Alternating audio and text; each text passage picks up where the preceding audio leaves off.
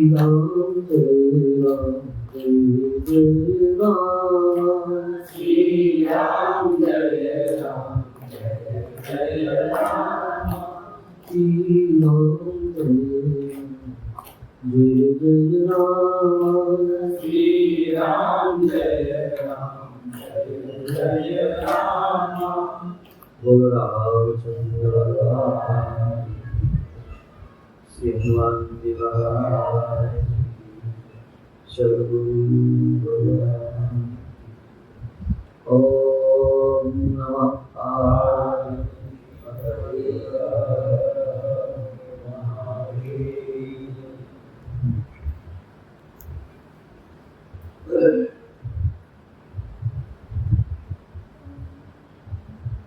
આજે આમ તો આપણો દર 28 તારીખે આશ્રમમાં સત્સંગ હોય છે પણ બધું આપણા હાથમાં હોતું નથી. એમાં સત્સંગ ત્યારે મળો એનો એક યોગ હોય છે.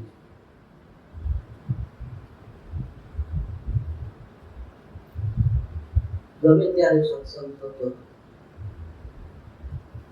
કોઈને તમે એમ કહો ને ખાલી બેઠા હોય સત્સંગ કરો લો આપણે સાંભળો એમ ના એ સમય નોંધાયેલો હોય તો સત્સંગ તો પછી 30 તારીખનો કાર્યક્રમ રાખ્યો છે.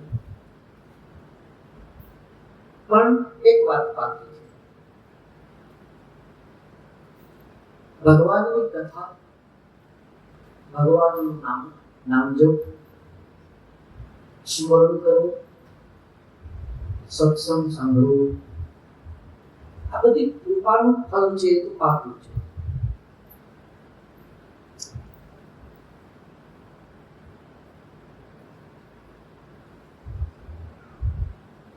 કૃપા વગર અસંભવ છે. ભગવાનની ભક્તિ કરવી, જ્ઞાન પ્રાપ્ત કરવું, સંતોની નજીક જવું, એ પૂર્વજન્મનો યોગ હોય છે, કૃપા હોય છે. રામચરિતમાનસમાં તુલસીદાસજી લખ્યું છે, બડે ભાગ પાઈ સત્સંગા. મહાન ભાગ્ય હોય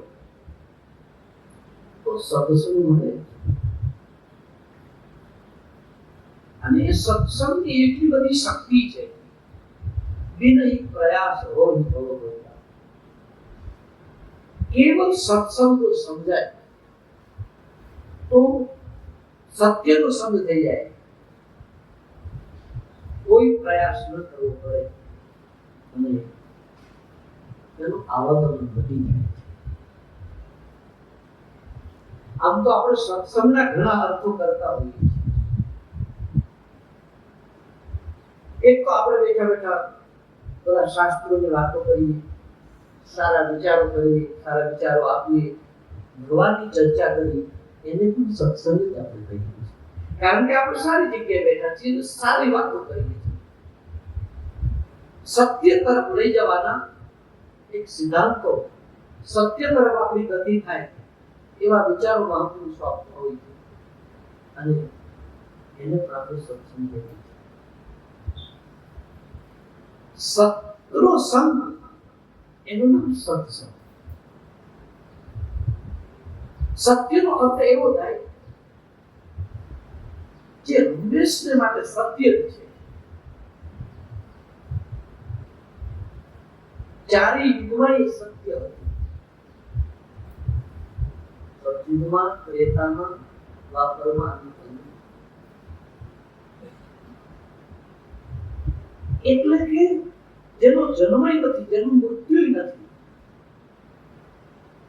એનો સંગ. દેહનો જન્મ થાય છે, દેહ મરે છે, એ વધે છે, ઘટે છે. આત્મા ઘટતો નથી, વધતો નથી, જન્મ લેતો નથી. તો શરીર જે છે એ ખોટું છે. શરીરની અંદર જે રહેલો છે એ સત્ય છે.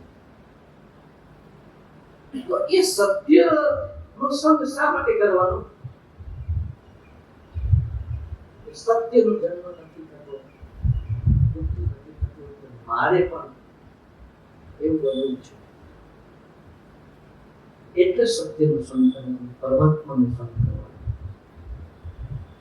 પરમાત્મા શબ્દ બહુ સમજવા જેવો છે. પરમાત્મા નામના કોઈ વ્યક્તિ કોઈ પરમાત્મા, પરમાત્મા શબ્દને સંધિ લગાવો, પરમાત્મા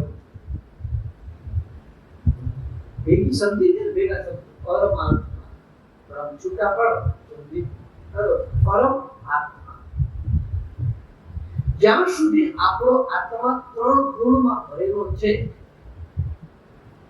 જ્યાં સુધી આ પ્રકૃતિને વશ છીએ, ત્યાં સુધી પરમાત્મા નથી. કેવલ આત્મા. અને જે આત્મા એ સંતોની, સદગુરુની પાસે બેસીને એમના વિચારો લઈને, સિદ્ધાંતો લઈને એમને ઈશ્વર પર ગતિ કરી અને એક દિવસ પરમાત્માને ઓળખી, એટલે સત્યનો અનુભવ કર્યો.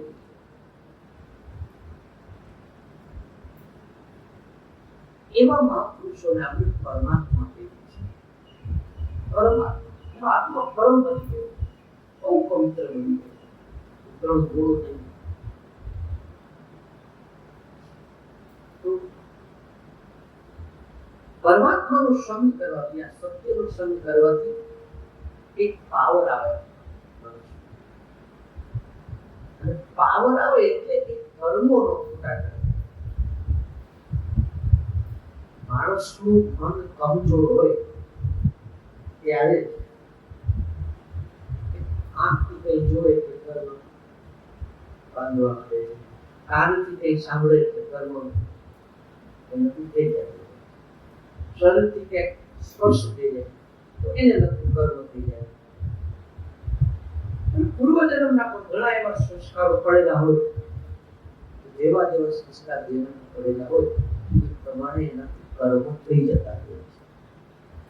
ભગવાન શ્રી કૃષ્ણ ગીતાજીમાં એમ કહેતા હોય છે, નહીં કશ્ચિત ક્ષણમપી જાતું તિષ્ઠતિ કર્મ કૃતઃ. મનુષ્ય એક ક્ષણવાર પણ કર્મ કર્યા વગર રહી શકતો નથી, કારણ કે પ્રકૃતિ સાથે બંધાયેલો છે. પ્રકૃતિનો અર્થ થાય સ્વભાવ, આદત.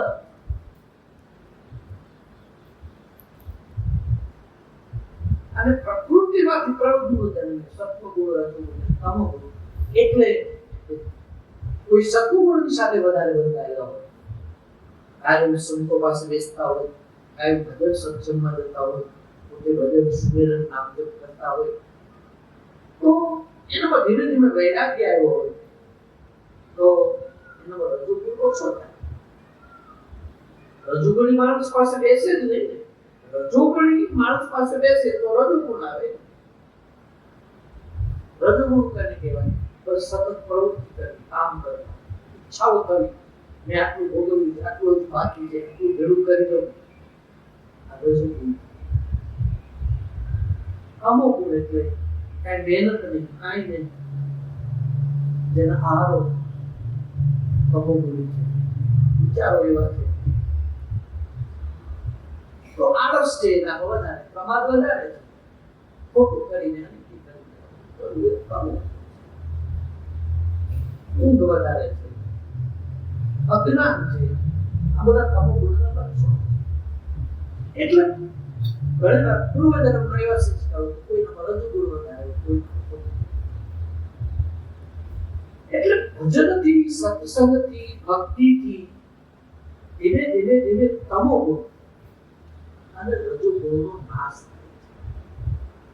સત્વગુણ રહી જાય. અને સત્વગુણ જ્યારે માણસમાં વધારે હોય ત્યારે એનામાં જ્ઞાન વધારે. સત્વાત સમજાય કે જ્ઞાન. રજસો લોભ એ વચો. ગીતા કહે રજોગુણ વધેલો હોય તો લોભ અને પ્રવૃત્તિ આ બધું વધે. તમસો ભાવ તો અજ્ઞાન. તમોગુણ વધારે હોય તો અજ્ઞાન. પણ માની લો કે રજોગુણ ને તમોગુણ નીકળી ગયા અને વ્યક્તિમાં સત્વગુણ વધારે હોય એટલે પામી ગયો નહીં માનવો. કારણ કે સત્વગુણમાં અહંકાર આવે, પ્રકાશનો, સમજણનો. લોકો વંદન કરે, લોકો એને પગે લાગે, એનો પ્રભાવ બહાર ફેલાતો હોય, એની પ્રતિષ્ઠા હોય, એના સંકલ્પમાં સામર્થ્ય હોય, કોઈને આશીર્વાદ આપે તો આશીર્વાદ લાગી જાય. સત્વગુણ વ્યક્તિ પ્રભાવશાળી હોય, કારણ કે જીવનમાં બીજી ગુણીને મહત્વ ન આપ્યું હોય, ભજનને જ મહત્વ આપ્યું. કોઈ રજોગુણ વિચારો ન હોય, ભગવાને મને મનુષ્યનો અવતાર આપ્યો છે, મારો ધ્યેય પરમાત્માને પામવાનું છે, સત્યને પામવાનું છે. સત્વગુણ તો પ્રકાશ છે જેના. પણ આ સત્વગુણને પછી છોડવો અઘરો છે. એટલે સત્વગુણ લઈને થોડું અઘરું છે. પેલા બે ગુણ લઈને થઈ ગયા. સત્વગુણમાં તો સમજણ, પ્રકાશ, પ્રભાવ એ બધું આવે. આ શું વિચારો જતા રહે, આ નથી છૂટ.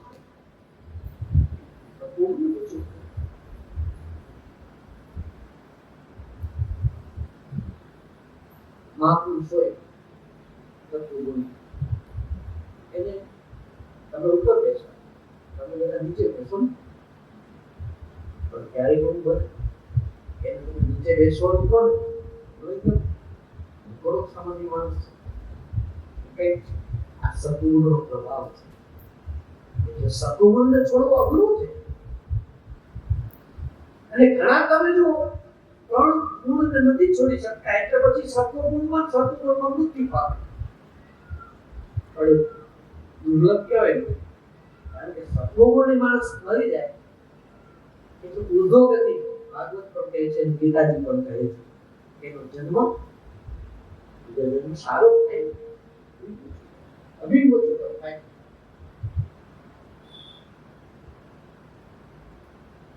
રજોગુણી વ્યક્તિનું મૃત્યુ થાય, મિશ્ર એ મનુષ્ય બને, પણ મિશ્ર કર્મ કરે. જ્ઞાન સમજણે હોય પણ સંસાર તરફી પાછું વધારે. અને તમોગુણી વ્યક્તિની શરીર છોડે તો પશુ પક્ષી એવી યોનિમાં જન્મે.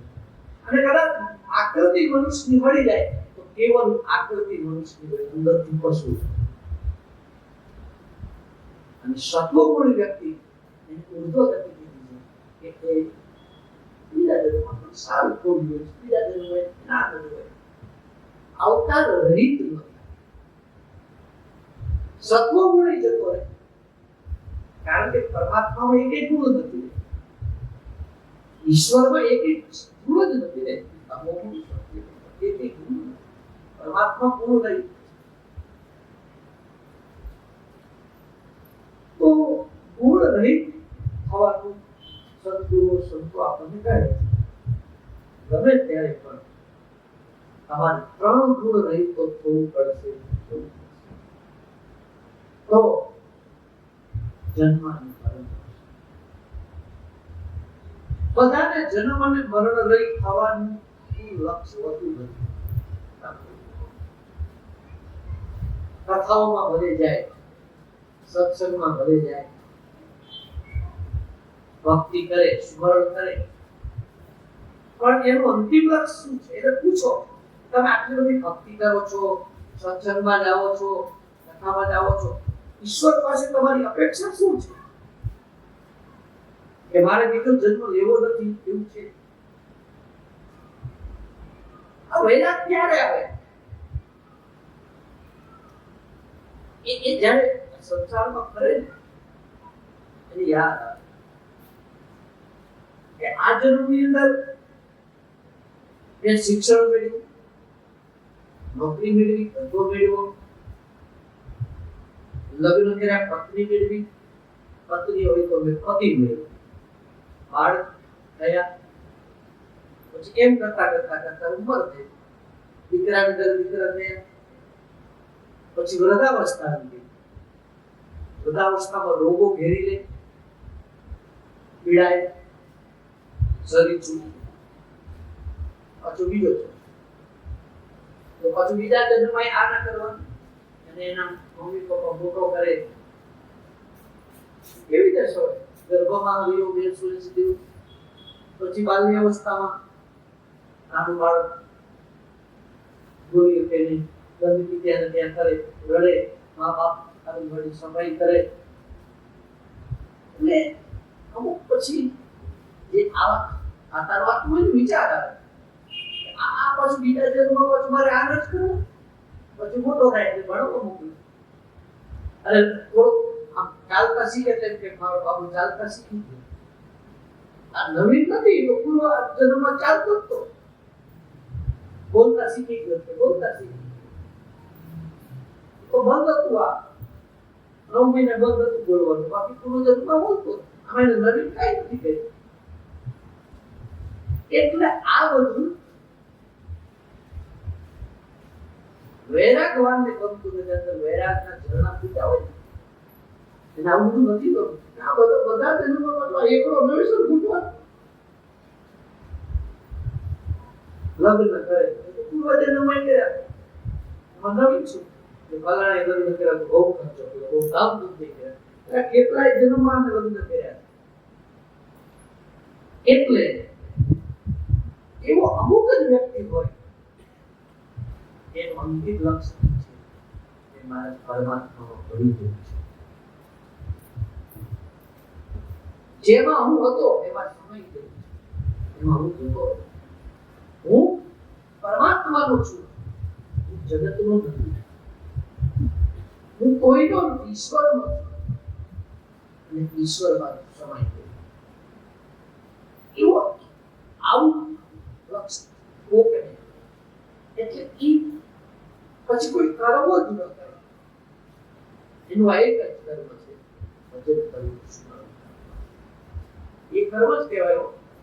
જ્યાં સુધી ઈશ્વરમાં આપણે સમય ન જાય ત્યાં સુધી આપણે ધ્યાન ભક્તિ જે કરીએ પ્રાપ્તિ ન થાય ત્યાં સુધી આ કરી કર્મ થઈ, આડા ફેરવી કર્મ થઈ. તમે સ્મરણ કરો છો ત્યારે નામ જપ કરો, નામ તો કોણ કરે છે? મન. ક્રિયા તો થઈ, મન ક્રિયા કરે, પણ આ ક્રિયા મોટી છે, કર્મ મોટું છે, એટલે એનાથી બીજા કર્મો ન બંધાય, પાવરફુલ વ્યક્તિ બને ભજન સ્મરણ. એટલે એક દિવસ સદગુરુ મહારાજ જો લેવલ ઊંચું થઈ ગયું આ છોડાવી દે, તું એક વખત મારું માની જાય, જીવ નથી મારું, માન આરો જન્મ નથી, આરો મૃત્યુ નથી, આપણે બધું માની લીધું છે. અરે આવા મહાન પહોંચેલા સદગુરુ ત્યાં સુધી કહે છે મોક્ષ વળી કલ્પના છે, મોક્ષ એટલે બંધન, બરાબર, પણ તને બંધન જ નથી ને, પણ આ માનું લોભન છે. હકીકતમાં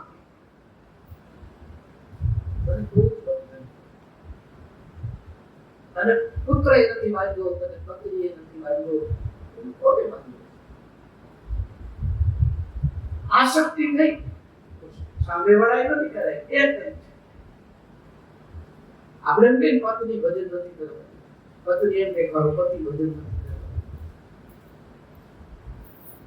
તો બધું જ કોઈ આપણને માન્યા નથી. અચ્છા તમે રાત્રે સુઈ જાઓ, તો ભજનમાં આપણે બધા હું તો ભગવાન નામ લેતા રામ રામ રામ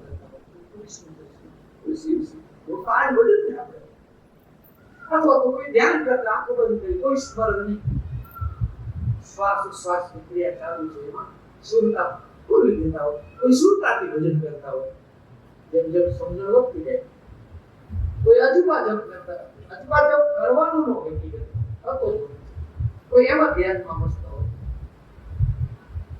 તો આપણે એવો ટાઈમ બાંધી દીધો કે આ ભજન મારે આટલા વાગે કરવું છે, સવારમાં 6 વાગે 7 વાગે. એ વખતે બાળકોને તૈયાર કરવાનો હોય, સ્કૂલે મોકલવાનો હોય, કોઈને કઈ કામ નથી, એ તો તમે ઉભા થઈ જાવ છો, પછી તમે એમ કહો છો આમાં ભજન નથી કરવાનું. પણ એ બધું ઘરનું કર્તવ્ય તમારી ફરજમાં છે તો કરી નાખો ને. અને રાત્રે બધા સુઈ જાય પછી સુતા સુતા ભજન કરો, તમને કોણ ના પાડે? ધ્યાન તમે પૈસાનું ધ્યાન તમે કરો છો, તમે હું આપણે બધા આપણે પૈસાનું ધ્યાન કરી તો ચોક્કસ સમય એ પૈસાનું ધ્યાન આટલા વાગે થાય, ગમે ત્યાં થાય છે. અને એના માટે તમારે પૈસો પૈસો પૈસો બોલવું પડે છે, કારણ કે એમાં તમારી આસક્તિ છે એટલે પૈસાનું ધ્યાન લાગી જાય. સીધો હિસાબ, પ્રેમ જ્યાં હોય ને એનું ધ્યાન લાગે, ક્રિયા કરવાની ન હોય. ખરેખર પ્રેમમાં કોઈ ક્રિયા નથી, ક્રિયા છે પ્રેમ નથી.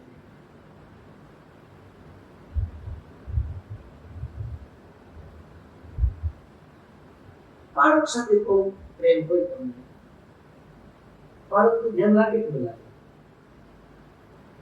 આપણો દીકરો દીકરાનો દીકરો બહુ પ્રેમ હોય તો કોઈક યાદ કરાવે તો ધ્યાન લાગે કે આપણે નામ લઈ તો ના. પ્રેમ હોય એટલે આકર્ષણ હોય.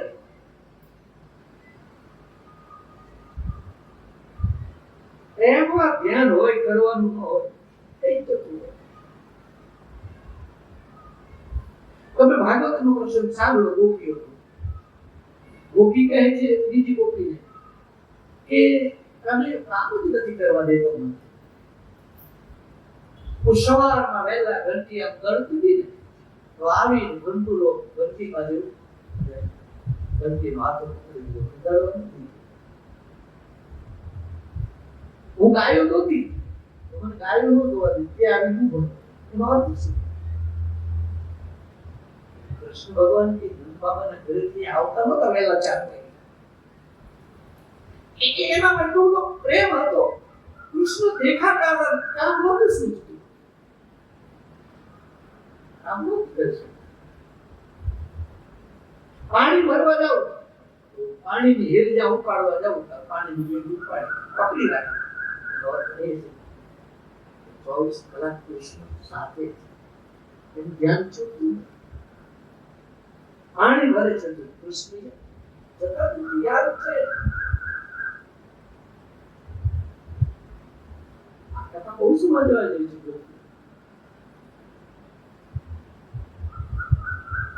ગોપીઓ ક્યારે નાક તમારું ધ્યાનમાં બેઠી નથી, ચિંતનમાં ધ્યાન લાગી જતું. પ્રેમ હોય તો ધ્યાન લાગે. પૈસાનું ધ્યાન કરવું તમને કોઈ યાદ કરાવે? માળા લેવી પડે. આ તો શરૂઆતમાં ઘણા જણના બધા સંસ્કાર હોય તો ઘણી વખત આપણું મન નથી કેન્દ્રિત થતું, તો સદગુરુ આપણને મંત્ર આપે, માળા આપે. તો ક્યાં સુધી જપ કરતા કરતા, સુમિરન કરતા કરતા ગુરુ કેવો આવો જોઈએ. પ્રેમ પૂરો વધવો જોઈએ. જેનો તમે જપ કરો છો એના પ્રતિ એટલો બધો પ્રેમ વધવો જોઈએ, એટલો બધો પ્રેમ વધવો જોઈએ. છૂટી જવું જોઈએ. ગંગા સતી કહ્યું છે કે પાકો રે અંગ જ્યારે, પાકો રે પ્રેમ જ્યારે અંગમાં ઉપજે ત્યારે સાધનાઓ સર્વે સમી જાય. પાકો પ્રેમ ને કહેવાય ને. હજી ગોપી વાત કરી. એક કથા તો એવી છે, એકવાર એક ગોપી જમનાની કિનારે એક ઝાડની નીચે આંખો બંધ કરીને બેઠી ગઈ હતી પાણી પર. પાણીનું બેડું મૂકી અને બેઠી છે, આંખો બંધ કરે છે. એમાં કહે છે કે નારદજી આ દ્રશ્ય જુએ. એટલે નારદજી કહે છે કે અરે ઋષિ મુનિઓ જેનું ધ્યાન કરે છે, વેદ જેને નેતિ નેતિ કહે છે, એવા પરમાત્મા ભગવાન શ્રી કૃષ્ણ સગુણ સ્વરૂપે એ ગોકુળમાં આવ્યા છે. પણ આ ગોપી ખબર નથી, એનું ધ્યાન કરે, એને કોઈનું ધ્યાન કરવાની જરૂર નથી, એને અંદર ઉતરવાની જરૂર નથી. શેરીએ ને ગલીએ ફરે છે, લાવો એ કહી દો તો આપણું ધ્યાન મૂકી દે. અને આ મિત્રાજાની જે છોડીઓ છે, આ શેરીએ ગલીએ ફરે છે ને, એની સાથે પ્રેમ કર્યું, સેવા કર્યું, આ પૂરું કરવાનું. નારદ ગોપી અવાજ કરી અને ગોપી જાગી. ભગવાન નારદજી કહે છે, ગોપી કોણ તારે જરૂર છે ધ્યાન નથી કરતી. અરે આંખો બંધ કરીને બેઠી છું, આવી રીતે હાથ રાખીને બેઠી છું, કોણ ધ્યાન કરવા નથી બેઠી, ધ્યાન છોડવા બેઠી. સમજાય તો ત્યાં ગોપી બોલી છે, કોઈ ઘરના કામ કરવા નથી દેતી. હાથમાં સાવરણી લઈને આમ ઘરમાં હું આમ દુહારી કરતું હોય, ત્યાં પાછળથી આવી સાડી છોડો પકડે છે, વાળ પાણી ભરવા આવતો,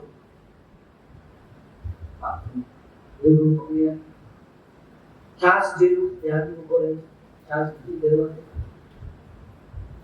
એટલે ગોપી એમ કહે છે કે હું આંખ બંધ કરી એટલા માટે બેસું છું કે થોડીક વાર જો ખસી જાય ને તો ઘરના કામ થાય. છાસ જેરવાનું, રસોઈ બનાવવાનું, પાણી ભરવાનું, દળવાનું, આ બધું કામ ત્યારે જ થાય કે આ બધું ખસી જાય.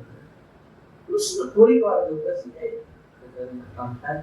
જો સમજાય હું તમે આ સંસારમાં જે કામ કરી ગયા છે એ હકીકતમાં કૃષ્ણ ખસી ગયા છે. પ્રેમ નથી, પ્રેમ હોત તો 24 કલાક તપાસ કરો. અડધી ભગવાન સાથે એટલો બધો પ્રેમ હોય, એટલો બધો પ્રેમ હોય. એટલો બધો પ્રેમ હતો, એ કામ કરે તો કૃષ્ણ કે કૃષ્ણ નમૂને બધું જતું નથી. આમ ન કહેવાય પ્રેમ. પ્રેમ હોય ધ્યાનની જરૂર નથી. ચર્ચા આવે છે કપડાનું ધ્યાન આવી જતું. હવે મારા ઘરે 5-7 જોડ કપડા હોય, તમને એક કપડું જ વધારે પ્રિય હોય. તમે જેટલી જોડ કપડા સીવડાવ્યા છે ને બધી જોડો પર પ્રેમ ન હોય, લેવા ખાતર લઈ લીધા હોય, સીવડાવવા ખાતર સીવડાવ્યા હોય, પણ એમાં તમને એકાદી જોડ વધારે પ્રિય હોય, કલર વધારે. એટલે તમે કપડાની વાત કરો તો પ્રેમથી કપડું એ દેખાય. પગરખા પહેરવામાં એ બધા માણસો પગની રક્ષા માટે થોડા પહેરે છે, એમાં અમુક કલર ઉપર પ્રેમ હોય છે. આ કલર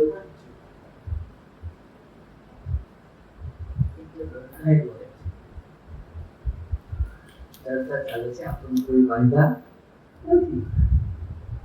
આવી બધી સમજણ આવી જાય કે પગરખા પગની રક્ષા માટે પહેરવાની, કપડા તો શરીરને મર્યાદા માટે પહેરવાનું, ખાવું છે તો શરીરને ભાડું આપવા માટે, ભોજન પ્રતિ આસક્તિ છૂટી.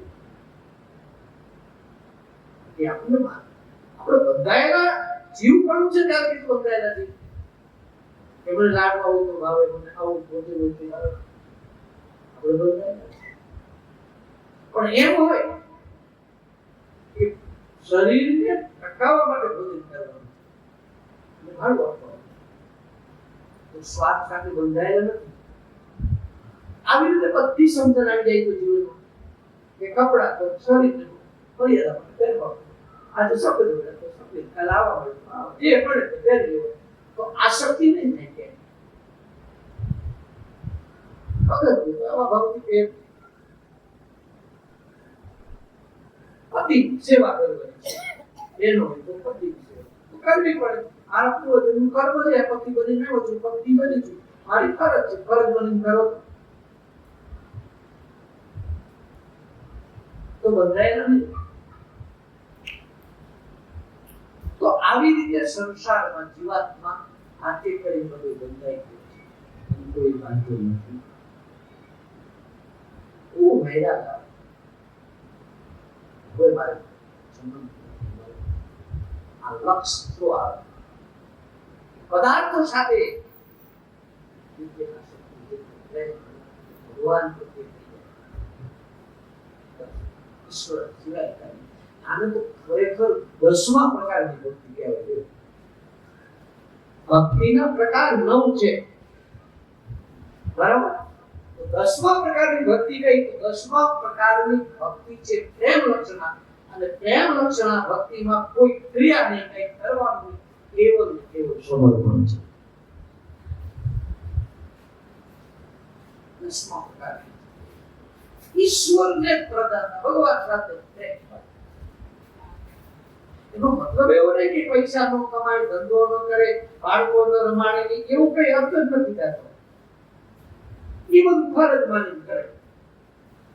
એના પ્રત્યે પ્રેમ બંધાયેલો નથી, મુક્ત છે. એટલે આપણે ચર્ચા આવતી છે કે આપણે કોઈએ બાંધ્યા નથી. આ પેલા ગધેડાની વાત તમને કહું.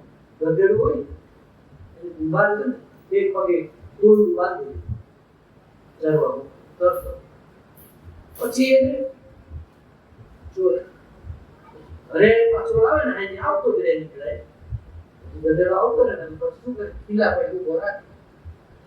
ખીલા પાઈ ઉભો રાખીને એનું જે દોરડું હોય ને બાંધે નહીં, પણ ખાલી ખીલા પાઈ ઉભો રાખે, ખાલી એમાં થોડું થોડું કપ કરે. એટલે ગધેડો છે ને માની લે. એટલે તમે જો ગધેડો આખી રાત ધક્કા પોતું હોય, ખરેખર બાંધો નથી, પણ એ એવું માની બેઠો છે મને આને બાંધવું. અને પછી સવારે ટાઈમ થાય ને એને કપડા મારે ને, હાલ ચાલો આ જતો જાય ને શું કામ એજન્ટ છે મને જોડે તો હું જાઉં. પછી પાછો પેલો વ્યક્તિ આવે ને, ખાલી ખોટું પૂછવામાં કરે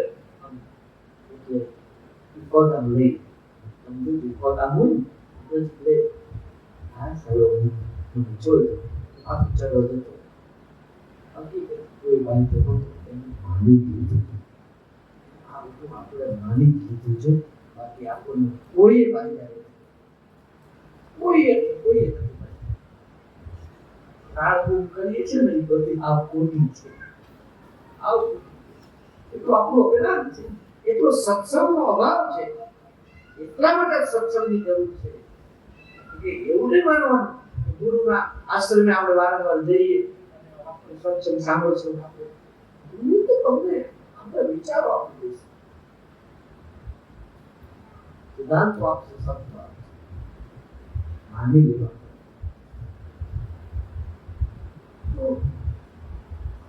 આપણે એટલી બધી કક્ષા હજુ નથી. આપણી માન્યતાઓ જો છૂટતી ન હોય તો ત્યાં સુધી સદગુરુ સેવા જોઈએ, ખૂબ સત્સંગ કરવો જોઈએ. ધીમે ધીમે ત્યાં વૈરાગ આવે. મારે એકલો વારંવાર હવે આ ભૂતવો મારે બધા ઉતારો વાત કરવાનો, જન્મવાનું, ચાલતા શીખવાનું, પરણવાનું, પાછું મરી જવાનું, પાછું પછી જન્મવાનું, આ કરવાનું. અને પાછા બધા દુઃખો પીડાઓ બધું સહન તો કરવાનું. અને ભગવાને કહ્યું નથી, આપણે દુઃખ કર્યું છે. સંસાર એટલે વાસના, વાસનાનું નામ સંસાર છે. અને વાસના આપણે ઊભી કરી, આ જોઈએ છે, આ જોઈએ છે, એટલે ભોગવવું પડે. ભગવાન ભગવાને કે બાંધ્યા તો વૈરાગ જન્મ પછી જ્ઞાન. કબીર સાહેબની વાણી છે, ઉલટ વાણી છે, બહુ સરસ હતું. પહેલાના સંતો 2 જન્મીએ, પછી બડા ભાઈ. धाम धूम से पावो जन्मो, पीछे मोरी नाई, मगन होई आजादी चल. पावो के बाप પહેલા હું જન્મ, પછી બળા. જીવનમાં જ્ઞાન ક્યારે પ્રાપ્ત થાય? પહેલા મારી અંદર સત્સંગ જન્મ. કોઈ પણ વ્યક્તિને જ્ઞાન થયું હોય તો સંતની પાસે ગયા વગર નહીં, સદગુરુ પાસે ગયા વગર નહીં. રામને જરૂર સદગુરુની પડી, કૃષ્ણને સદગુરુની જરૂર પડી. સદગુરુની વ્યાખ્યા એટલી જ થાય હો, સત તરફ ગતિ કરાવે સદગુરુ. સત તરફ ઓળખાણ કરાવે.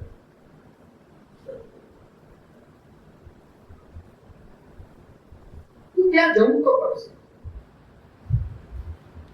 જીવનમાં પહેલો સત્સંગ જન્મવો જોઈએ. અને આ ચર્ચા સાંભળ્યા પછી સાચા સત્સંગનો અર્થ આપણે કરીએ. હવે સત્યનું સંગ એ પહેલો જન્મ. પછી બડા ભાઈ, મોટો ભાઈ પછી જન્મ એટલે કે વૈરાગ્ય. વૈરાગ્ય છે ને એ આપણને પછી બધી સમજણ આપે.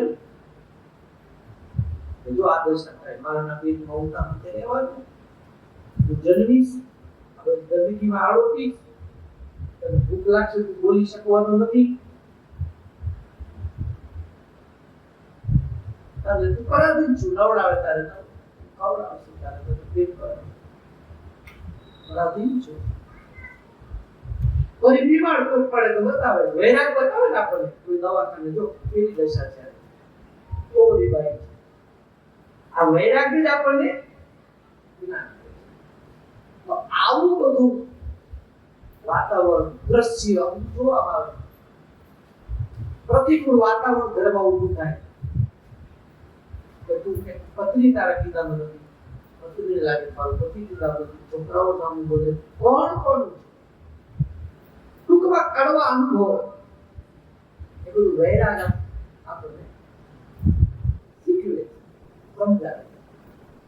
પછી એને નક્કી થાય સત્યનું સંગ કરી જન્મોજન માં જ કરવાનું. જન્મ આ બધું કરવું. એટલે પછી ભગવાન સાથે પ્રેમ કરે.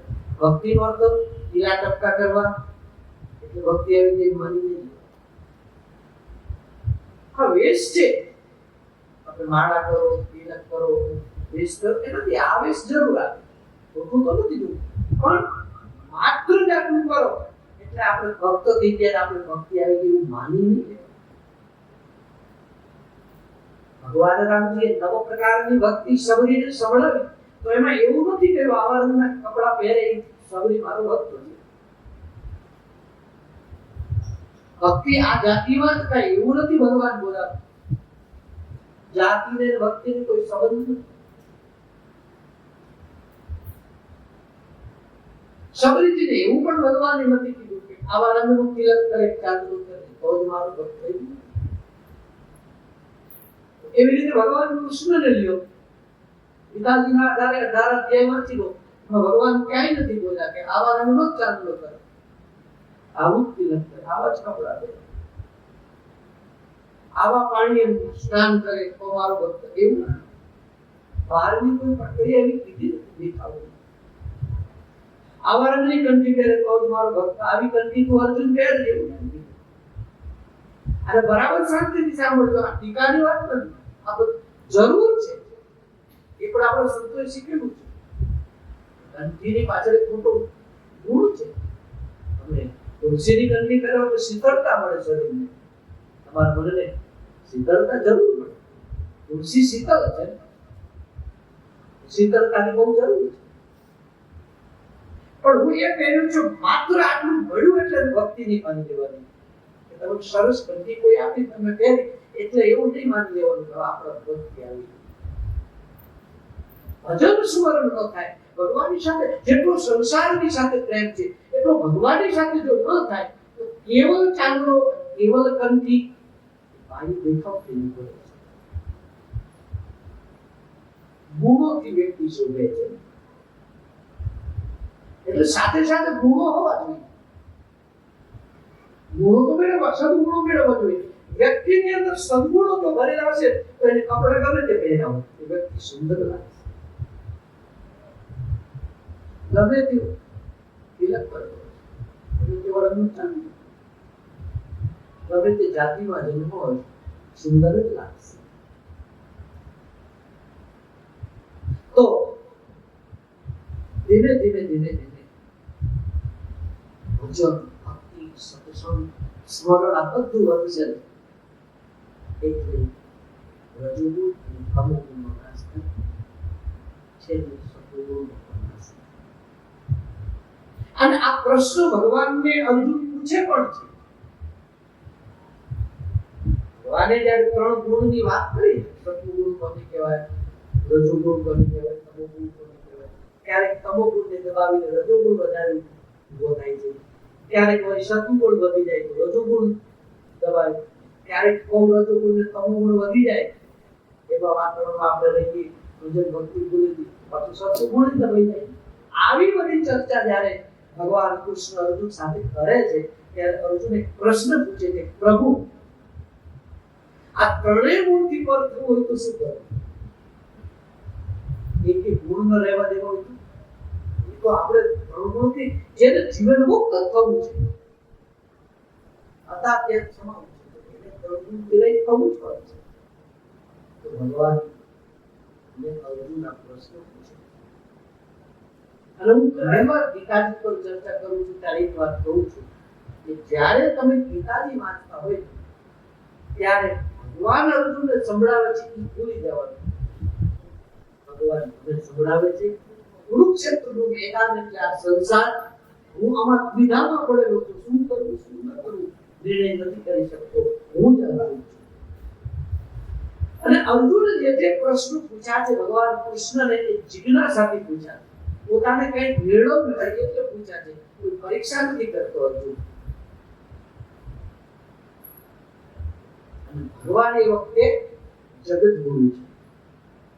અર્જુન બોધ આપે છે મારે ને તમારે ગીતાજી વાંચતી વખતે એવું જ વિચારવાનું હું અર્જુન છું અને અત્યારે કૃષ્ણ મારા ગુરુ છે.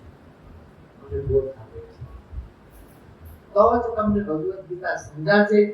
નહીંતર જીવન ભર પાઠ કરો તો એ તો આદત જેવું તમાકુ ને આદત હોય તો માણસો ભેગા બેઠા હોય તો એને યાદ ન કર્યું તો નાખો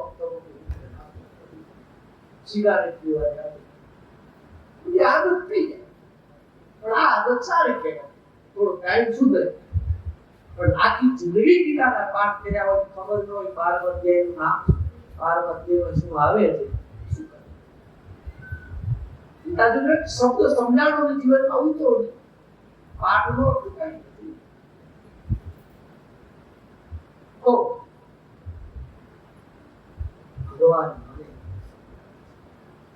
ભગવાને મહત્વની વાત ગીતાજી મન મને અર્પણ કરે ભક્તિના ભક્તના પણ 3 ગુણથી પર થવું તો શું કરવું? ત્યારે ભગવાન જવાબ આપે છે અર્જુન સાંભળ. માચ યો અવ્યભિચારે ભક્તિ યોગે સેવતે. અખંડ ભક્તિ યોગ વડે મને જે સેવે છે માન યો અવ્યભિચારે એટલે અખંડ માન યો અવ્યભિચારે ભક્તિ યોગેન સેવતે સગુણાન એ 3 ગુણથી પરથી મને પામવા યોગ્ય બને.